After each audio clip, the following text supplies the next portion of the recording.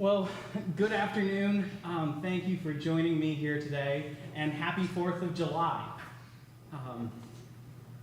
By the way, I'm wearing white and blue, but I do have red socks on. I don't know if you can tell. So I do have red, white, and blue. Yay. So thank you for joining me as we can pay a little tribute to America on this very strange 4th of July. So here's just a few little things that you probably know, but we should all be reminded of. The Declaration of Independence was started on July 2nd, 1776, and the Continental Congress approved the final wording on July 4th. The first Independence Day was actually celebrated a few days later on July 8th, 1776, and the official signing of the Declaration took place later on August 2nd.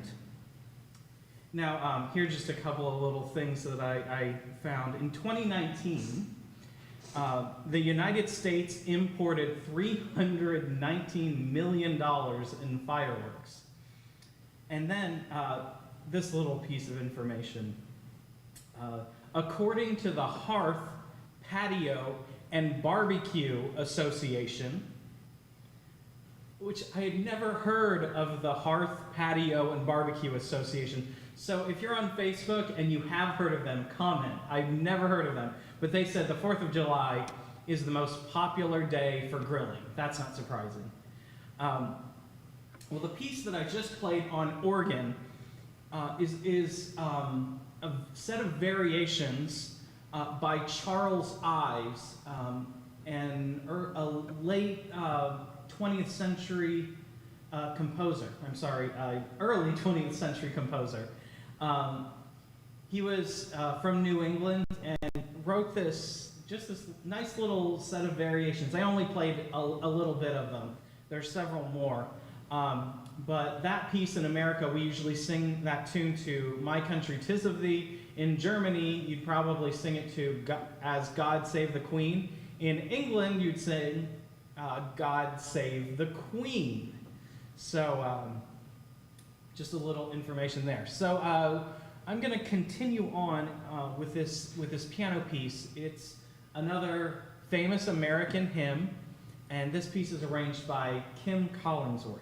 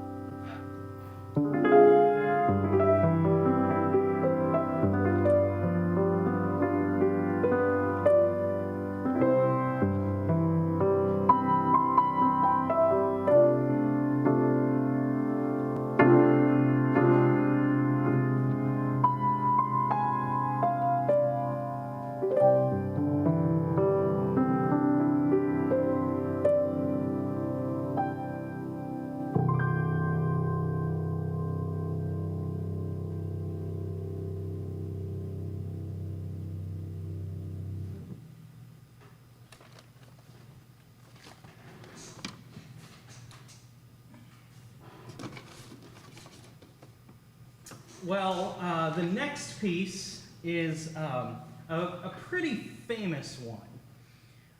The writer, the composer, is Scott Joplin. Scott Joplin was born around 1968 and died in 1917. He, of course, was a great American composer and pianist. Joplin achieved fame for his ragtime compositions and was dubbed the King of Ragtime.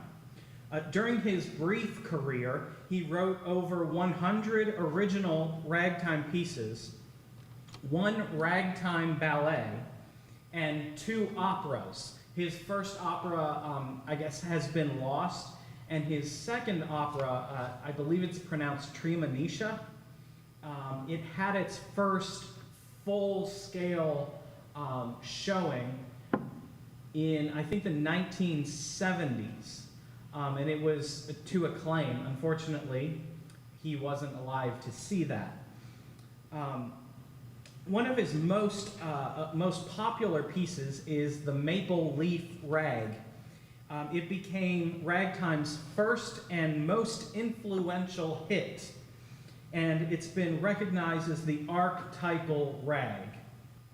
Now, you probably know a lot of Scott Joplin's music from the Academy Award-winning movie The Sting, which is likely what caused this resurgence of interest in his music.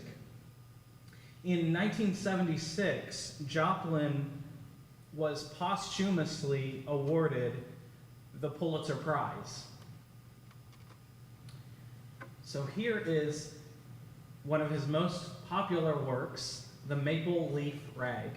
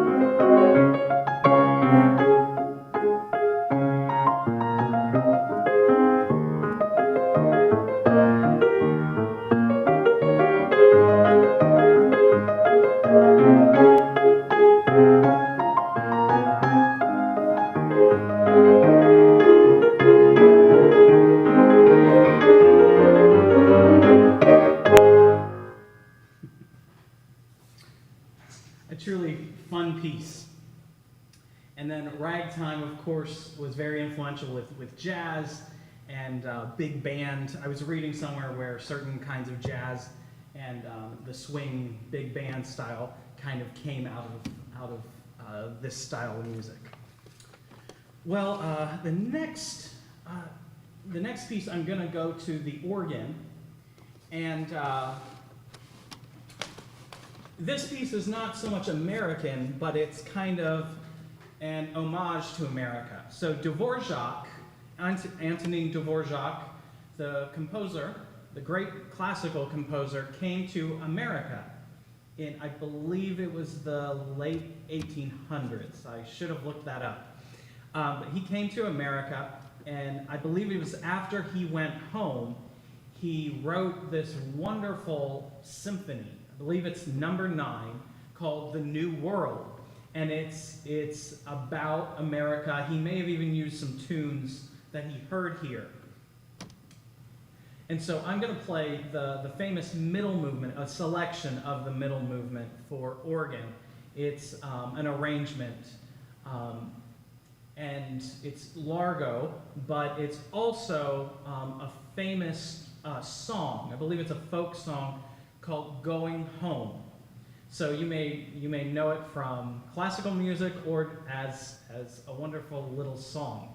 So I'm going to run down to the organ, and I hope you enjoy this little homage to America.